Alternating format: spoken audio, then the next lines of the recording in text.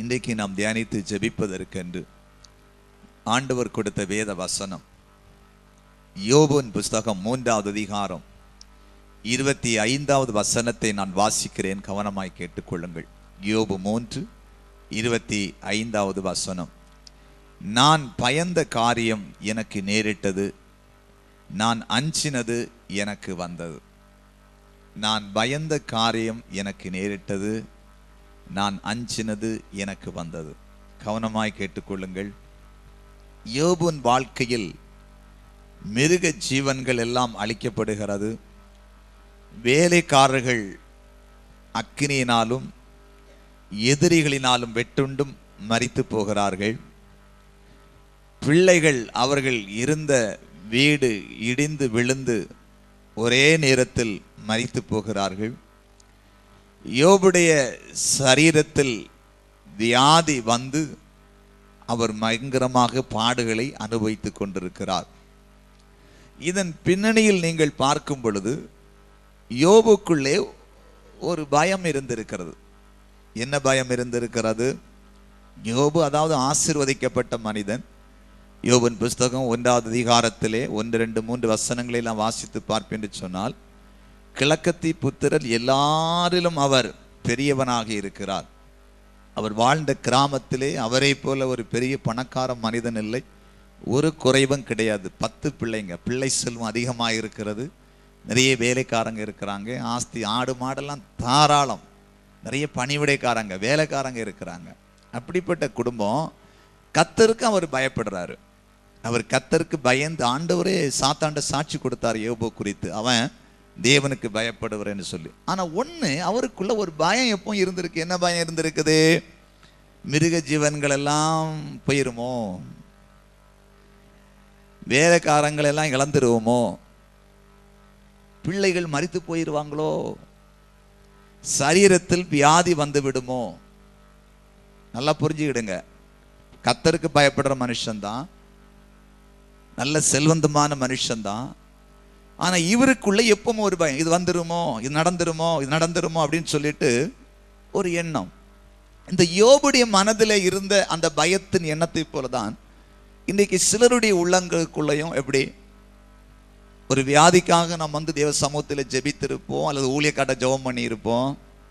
குணமான வியாதி திருப்பி வந்து விடுமோ, நல்லா கவனமா கேளுங்க, வந்து விடுமோ பயம். ஜெபம் பண்ணி சுகம் ஆச்சுது, இன்னும் வந்துட்டா கேன்சர் கட்டி மாறிச்சுது, இன்னும் வந்துட்டுன்னா ஏன்னா அந்த நேரத்தில் இன்னும் ஒரு ஆளுன்னு சொல்லலாம், இப்படிதான் ஒரு ஆளுக்கு வந்தது சுகான மருந்து மீண்டும் வந்துன்னு சொல்லலாம். அப்ப நமக்குள்ள இன்னும் பயம் ஆகுது, வந்துருமோ, போன பிசாசு திருப்பி வந்துருமோ. வந்துருமா? போன பிசாசு திருப்பி வந்துருமோ? ஐயோ கேன்சர் வியாதி எனக்கு வந்து விடுமோ. ஒரு சகோதரி ஜெபிக்க வரும்போது சொன்னாங்க, எனக்கு தலையில எல்லாம் வேதனை, மூக்கில் எல்லாம் சளியா வந்துட்டு இருந்துச்சு.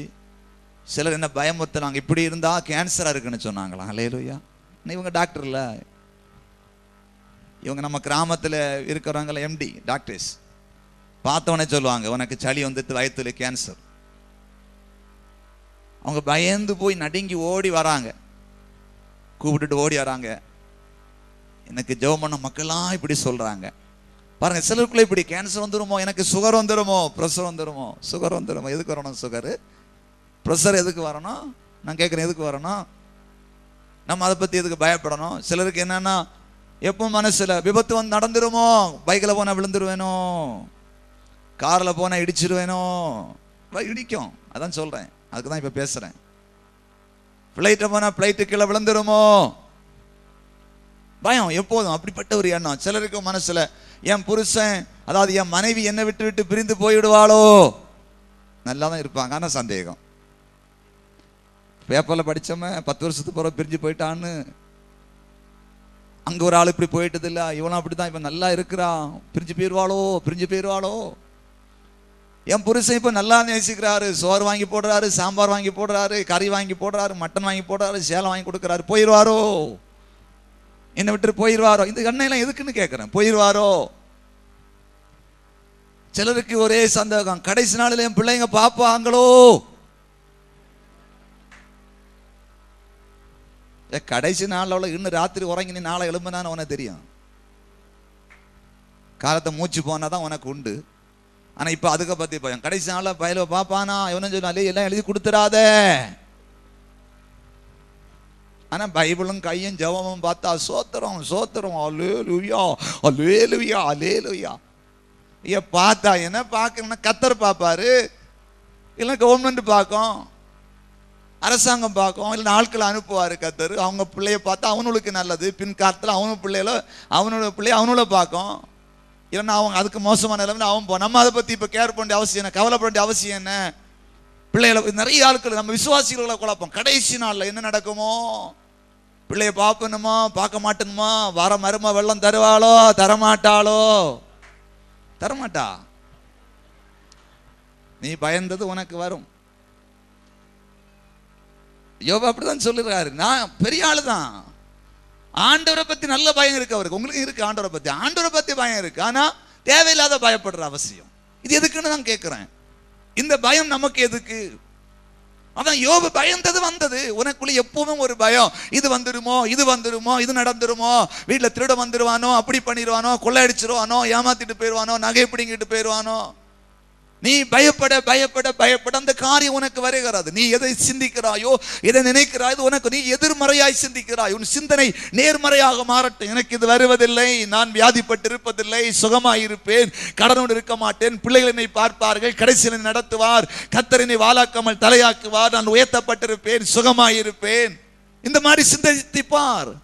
உன்னுடைய சிந்தனை நீ அதாவது நேர்மறையாய் சிந்திக்காமல் எதிர்மறையாய் சிந்திக்கிறது. நான் பெரிய ஆளா இருப்பேன், என் பிள்ளை நல்லா படிப்பாங்க, நல்ல வேலையில வருவாங்க, கர்த்தர் யாருக்கும் வேலை இல்லாம இருந்தாலும் பரவாயில்ல, என் பிள்ளைல கர்த்தர் ஆசீர்வதிப்பாரு. இப்படி நம்ம சிந்திச்சு சிந்திச்சு பயத்தை மாத்திட்டு சமாதானமா இருக்க பழகிற அந்த சிந்தனையின்படி நாம் சிந்திக்கிறபடி நம்முடைய குடும்பங்களில் நன்மைகள் நடக்க ஆரம்பிக்கும். கைகளை தட்டி அலையில சொல்லுங்க அல்லேலூயா. புரியுதா? கர்த்தர் வசனத்தை அனுப்பி குணமாக்குகிறார். வசனத்தை அனுப்பி வசனம் போய் இடிச்சு குணம் ஆக்குமா? வசனத்தை இப்படி அனுப்பும் போது வெளிச்சம் உண்டாகும். உடனே உள்ள இருக்கிற சில கட்டெல்லாம் வெளியே போகும். கைகளை தட்டி அலையில சொல்லுவியா. அப்போ யோபு சொன்னான் பயந்த காரியம். அதனால பாருங்க, சில இடங்களிலே நான் சில சம்பவத்தை சுட்டி காட்ட விரும்புகிறேன்.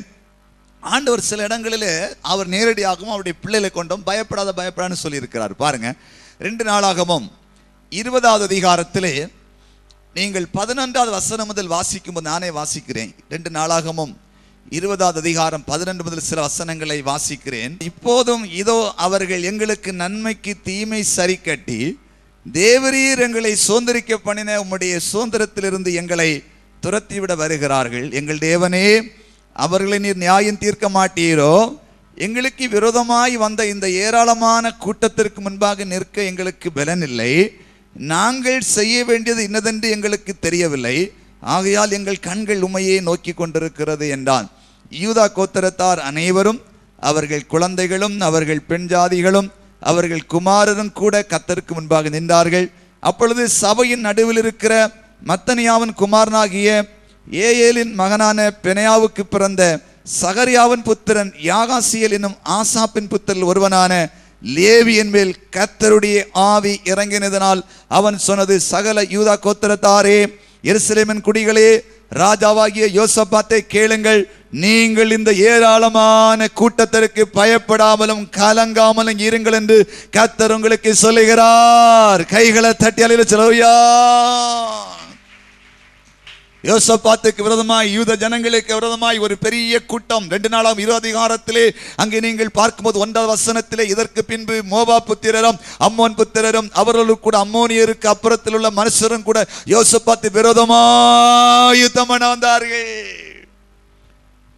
இவர்கள் கர்த்தர் முன்பாய் நின்று சொல்றாங்க, ஆண்டவரே, இவர்களுக்கு முன்பாய் நிற்பதற்கு எங்களுக்கு பலன் இல்லை, நாங்கள் என்ன செய்ய வேண்டும் என்று எங்களுக்கு தெரியவில்லை. ஆனால் இப்படி ஆண்டவரை நோக்கி பார்த்து கொண்டிருக்கும் போது அங்கே இருந்த ஒரு மனுஷன் மேல் பரிசுத்த ஆவியானவர் இறங்கி தீர்க்க தரிசனம் உரைக்கிறார். சகல யூதா மனுஷரே, ராஜாவாகிய யோசபாத்தை கேளுங்கள். நீங்கள் இந்த ஏராளமான கூட்டத்திற்கு பயப்படாமலும் கலங்காமலும் இருங்க. அப்படின்னு அர்த்தம் என்னது? இந்த ஏராளமான கூட்டம் உங்களை வீழ்ச்சிருமோ, உங்களை விழுங்கி போட்டுருவாங்களோ, அடிச்சு நொறுக்கிடுவாங்களோன்னு பயப்படாதீங்க, அது நடக்காது அப்படின்னு சொல்லிட்டான்னு சொல்றாரு. இந்த யுத்தம் உங்களுடையதல்ல, தேவனுடையது. கைகளை தட்டி அலையில சொல்லுங்க அல்லேலூயா. நான் உங்களுக்காக யுத்தம் பண்ணுவேன் நான் சொல்றதுக்கு முன்னால சொல்றாரு, பயப்படாம இருங்க. யார் வந்தா என்ன, எத்தனை கூட்டம் வந்தானே பயப்படாத. உனக்குள்ள பயம் வரக்கூடாது. நான் விழுந்து போயிருவேன், அழிஞ்சிருவேன், என்னை அடிச்சிருவான், நாங்க இதுல ஒண்ணு இல்லாம போய் நினைக்காதான் பயம். பயம் வந்துச்சுன்னா அப்படிதான் வரும். பயம் இல்லைன்னா தைரியம் இருந்துச்சுன்னா ஒன்னாகாது. எத்தனை பேர் வந்தா எனக்கு என்னையா. சங்கீதம் 16:8 சங்கீதக்காரன் சொல்லுகிறான், கர்த்தர் எப்பொழுதும் எனக்கு முன்பாக கர்த்தரை நான் நிறுத்தி இருக்கிறேன், அவர் என் வலது பரிசத்தில் இருக்கிறபடியால் நான் அசைக்கப்படுவதில்லை. இன்னும் மனுஷன் எனக்கு என்ன செய்வான், கர்த்தர் என் வலது பட்சத்தில் இருக்கிறனால 1000 பேர் விழுந்தாலும் ஒன்னு அணுகாது. ஆகையால் எப்பொழுது பயப்படாம நீங்க தைரியமா பயப்படாம இருக்கிறீங்களோ, இந்த காரியம் நடந்துரும், இதுல நான் அழிஞ்சிருவேன், என்னை எதிர்த்துருவாங்க, என்னை தட்டி போட்டுருவாங்க, விழ பண்ணிடுவாங்க நினைக்காம அது ஒண்ணு நடக்காதுன்னு உனக்குள்ள எப்பொழுது அந்த பயம் இல்லாத ஒரு வாழ்க்கை வருகிறதோ, அப்பொழுது உன்னுடைய அந்த விசுவாசத்தின்படி, அந்த எண்ணத்தின்படி கர்த்தர் உங்கள் வாழ்க்கையில அற்புதம் செய்வார். கைகளை தட்டி அலையிலே சொல்லுங்க, அல்லேலூயா. நீங்க 2 நாளாகமம் 20 அதிகாரத்தை வாசித்து பார்த்தால், அப்படியே யூதா ஜனத்துக்கு விரோதமாக அந்த யோசபாத்து விரோதமாக வந்த எல்லா ஜனங்களும் அழிக்கப்பட்டார்கள். வேறு ஒன்றும் செய்யல, அவங்களுக்குள்ளேயே மாறி மாறி வெட்டுண்டு விழுந்தார்கள். காரணம் தெரியுமா? ஆண்டவர் முதல்ல சொன்னார், இந்த ஜனத்தை கண்டு பயப்படாத. பயம் உனக்குள்ள இருக்கக்கூடாது. கர்த்தருடைய பிள்ளைகளுக்கு பயம் இருக்கக்கூடாது. நீ பயப்பட்டு இது வந்துருமோ நீ பயப்படக்கூடாது. இதை கண்டெல்லாம் எல்லாம் வரதான் செய்யும், ஆனா நீ பயப்படாம இரு, நான் பார்த்துக் கொள்வேன். இரண்டாவதாக பாருங்க, 2 நாளாகமம் 32வது அதிகாரம், 2 நாளாகமம் 32வது அதிகாரம் 7-8 வசனத்தை வாசிக்க கேட்போம். நீங்கள் திடன் கொண்டு தைரியமாயிருங்கள். பாருங்கள், இப்ப எசேக்கியா ராஜா சொல்லுகிறான் தன்னுடைய ஜனங்களை பார்த்து, நீங்கள் திடன் கொண்டு தைரியமாயிருங்கள். அசீரியா ராஜாவுக்கும் அவனோடு இருக்கிற ஏராளமான கூட்டத்திற்கும் பயப்படாமலும் கலங்காமலும் என்ன சொல்றான்? அசீரியா ராஜாவுக்கும் அவனோடு கூட இருக்கிற ஏராளமான கூட்டத்திற்கும் பயப்படாமலும் கலங்காமலும் இருங்கள். அவனோடு இருக்கிறவர்களை பார்க்கலாம், அவனோடு இருக்கிறதை பார்க்கலாம், நம்மோடு இருக்கிறவர்கள் அதிகம், நம்மோடு இருக்கிறவர்கள் அதிகம். அவனோடு இருக்கிறது மாம்ச புயம். நல்லா சொல்லலாம் பாருங்க, அவனோடு இருக்கிறது மாம்ச பலம். நமக்கு துணை நின்று நம்முடைய யுத்தங்களை நடத்த, நமக்கு துணை நின்று நம்முடைய யுத்தங்களை நடத்த நம்மோடு இருக்கிறவர் நம்முடைய தேவனாகிய கர்த்தர் தானே என்று சொல்லி, நம்முடைய யுத்தங்களை நடப்பிப்பதற்கு இருக்கிற நம்முடைய தேவனாகிய கர்த்தர் என்று சொல்லி அவர்களை தேற்றினான். யூதாவின் ராஜாவாகிய எசேக்கியா சொன்ன இந்த வார்த்தைகளின் மேல் ஜனங்கள் நம்பிக்கை வைத்தார்கள். வார்த்தையின் மேல் ஜனங்கள் நம்பிக்கை வைத்தார்கள். ஒரு பெரிய கூட்டம் நிக்குது. இப்ப எசேக்கியா சொல்றான், பயப்படாதீங்க, கலங்காம இருங்க, கர்த்தர் யுத்தம் பண்ண போகிறாரு, நீங்க தைரியமா இருங்க, பயப்பட கூடாது அப்படின்னு சொல்றான். அப்படி சொன்ன உடனே இந்த எசேக்கியாவுடைய வார்த்தையின் மேல் ஜனங்கள் நம்பிக்கை வைத்தார்கள். அப்படி என்றால் பயத்தை தூரத்துக்கு போட்டார். எத்தனை கூட்டம் வந்தாலும் பரவாயில்லை, எங்களுக்கு நல்லது நடக்க போகுது, ஆண்டவர் பெரிய கதை செய்ய போகிறாரு, இந்த கூட்டத்தை கர்த்தர் வீழ்த்த போகிறான்னு சொல்லி அந்த நம்பிக்கை வைத்தார்கள். இப்ப என்ன நடக்குது பாருங்க. அதே அதிகாரத்திலே நீங்கள் 32வது அதிகாரத்திலே 20-21வது வசனத்தை வாசிக்க கேட்போம். 20-21வது வசனத்தை வாசிக்க கேட்போம். இது நிமித்தம் ராஜாவாகிய எசேக்கியாவும் ஆமோத்சின் குமாரனாகிய ஏசாயா தீர்க்கதரிசியும் பிரார்த்தித்து வானத்தை நோக்கி அபயமிட்டார்கள். அப்பொழுது கர்த்தர் ஒரு தூதனை அனுப்பினார். அவன் அசீரியருடைய ராஜாவின்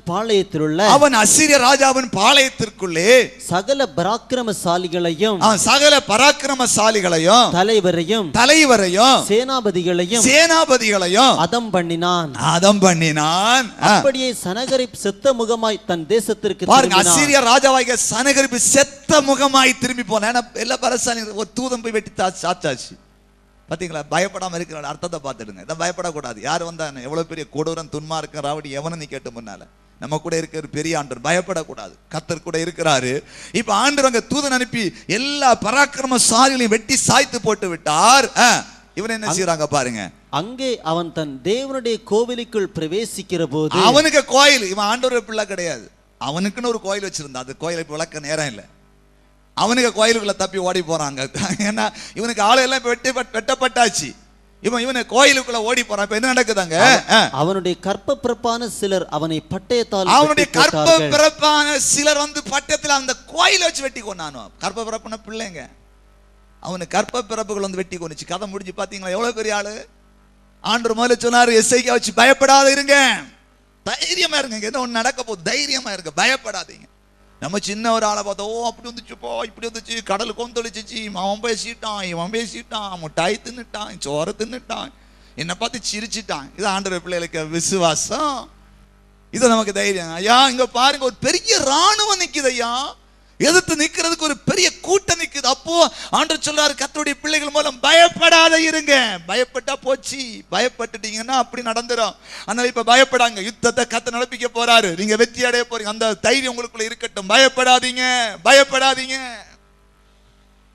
இப்படி இருக்குதா அவங்க? இது அது வெறும் யுத்தத்துல மட்டும் இல்லை, எல்லா காலத்திலும் அப்படி இருக்கணும். ஒண்ணு பயப்படாது, கடனா பயப்படாத, புருஷன் எதிர்க்கிறானா பயப்படாத, எடுத்து கம்பு வச்சு அடிக்க வேண்டாம், பயப்படாது, வேறு ஒன்னும் என்ன செய்ய முடியாது, அந்த தைரியம் இருக்கட்டும்.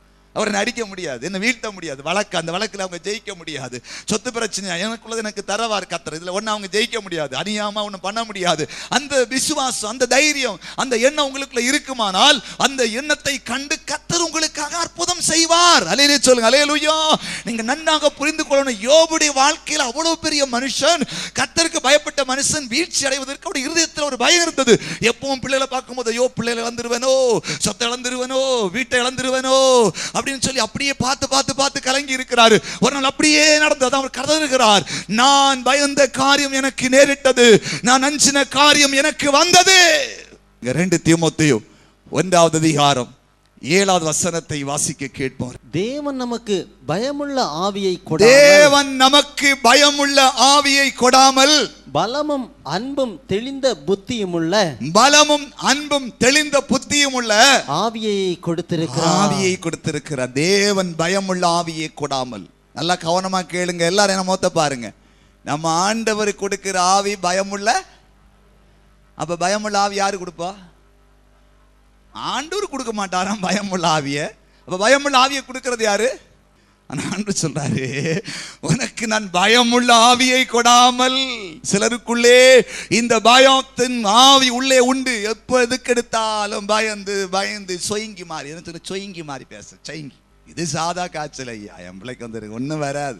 இந்த ஃபெய்த் நமக்கு கிடையாது. உடனே பயந்து பயந்து பயந்து நோயாளி பிழைச்சிரும், இது படுக்கையில் ஆயிரும். இல்லையா?